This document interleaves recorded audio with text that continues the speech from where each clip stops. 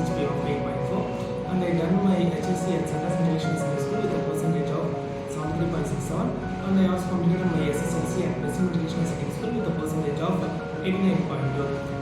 I have joined JSpiders in the month of March, and I enrolled in the course called Python kickstart development. In the first, I have started my journey in the SQL, which I have taken by Rajul sir. He taught me as well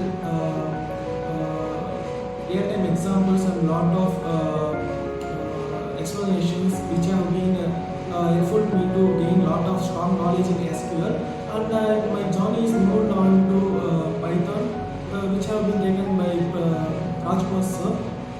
They have given a lot of real-time examples as well as how to code a program without any errors, and also what is the way to in the correct way we can do a program.